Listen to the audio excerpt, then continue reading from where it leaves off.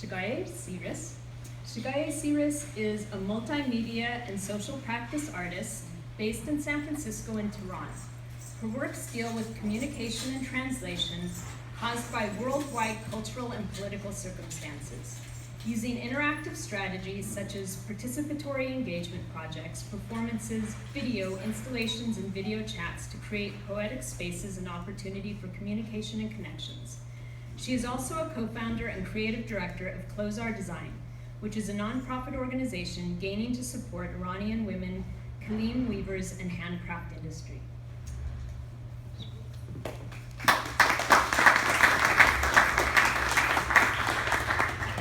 Hi everyone, I'm so happy to be here and read part of my reading actually. This is like 3 sections of my reading, actually 4 sections of my reading that I started to write from my childhood, since I'm from Iran and I was born in war and I'm here now. So let's start. The dining table. A huge dining table is a place for hiding. It was dark and there was a small window placed to the right at the end of the room. I used to play and spend a lot of time under that table. It was a brown wooden table and was so huge that I couldn't see top of it. I usually would talk to my friends under that table and sometimes study or play with my dolls and my pets. My mother told me later that this table acted as a shelter for our family in Iran-Iraq war. The white closet. My father had a white closet where he kept all his memory from before revolution.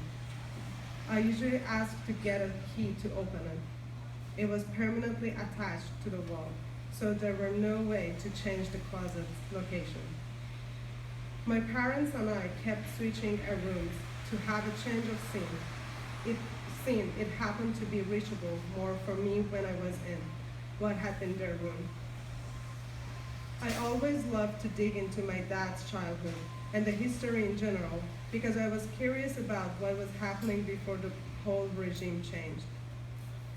In the closet, I found an old orange Volkswagen toy car, a yellow Citroen car, a small black metal bank, a collection of stamps, my dad's school books, and many other things.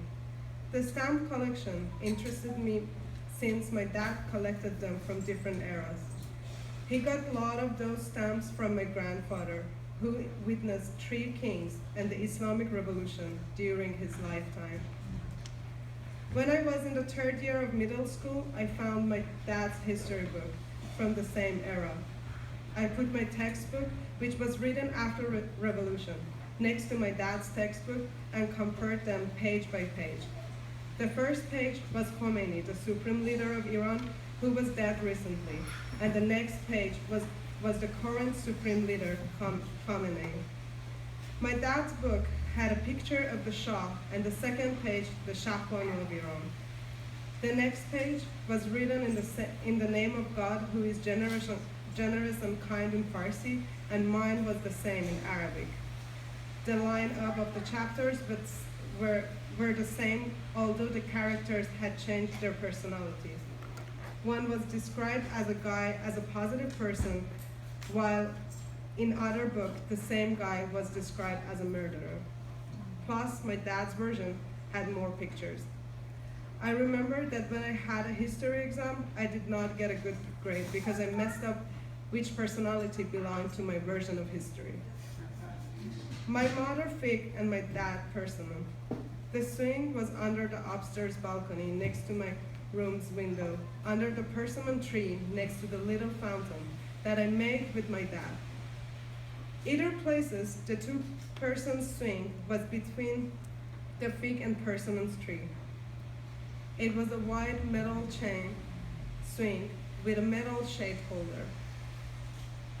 There were cushions and a fabric shade came with the swing, but most of the time I was too lazy to carry them and place them on the swing.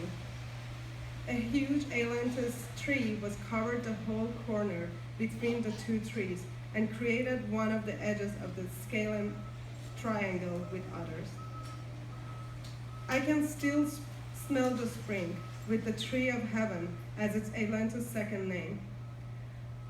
I heard that my grandmother asked a gardener to cut the ailanthus 3 times in different years because she was tired of cleaning the yard, but each time it grew immediately and went so far up to the roof. Then I thought, I have to protect it. In spring, that corner was covered with ailanthus green, yellowish flower. I can still hear the smell and feel walking on a yard full of flowers. In fall, though, the magical persimmon leaves covered the whole corner. The leaves had amazing abstract colors. They were yellow with green dots, red with orange dots, and many other tones. The ailanthus yellow leaves and the fig yellow greens were combined with the persimmons. I was always swinging or biking around that corner. Although the yard was so big and had different parts, but that corner was so special to me. That corner felt safe. I was flying back and forth, looking at sky, the ailanthus and persimmon tree. The ailanthus just rised up to the sky and the roof. When I looked up at the trees, I felt that trees hold their hands and create a shelter for me. I felt free and I felt safe, and I thought that I had a roof of sky. The trees were my second parents. The wind was touched my hair while I thought how beautiful the world is. Then I would hear someone shouting from the street or the sound of car accident. I thought about everything around me. Where am I living in the real world? And all my dad's conversation with others came to my mind. The conversation that I wasn't understand exactly, but I knew there might be one person who is in charge of most of the mess or becoming a bridge for creating those messes. The closest I could get to the sun. I was traveling from the future to the past. I could feel the sky more intimately. I could touch the sun above the clouds.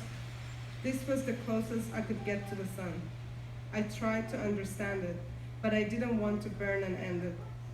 I didn't know where I'm going. Everything was happening so fast. Everything was just like a blink. It was 15 hours on the airplane from Dubai directly. 15 hours sitting in the middle of the plane. I was raising my hands. I was touching the sun in my imagination. Now I can remember, since I wasn't next to the window. I didn't imagine the travel. I didn't even think about what I was doing. I had no vision of the past I'm traveling to. The United States had the same parallel in its existence, just like my own country. What is the truth? All different visions was popped in my mind. I didn't have a choice, or did I? It was the last day. I went to my friend's house because I was controlling my emotions. My mom kept on calling me. My grandparents, uncle, aunts were all there. My mom made all the food that I loved.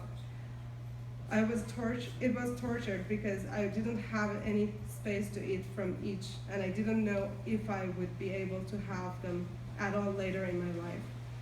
That day flashes before my eyes. My 2 big suitcases, I didn't know what to choose. I was attached to many things. I was attached to what I thought I belonged to. The sky was opened to hold me in its arms, but I knew that I have round-trip ticket. Did I displace myself to protect a life? Was it that much different in other people's life?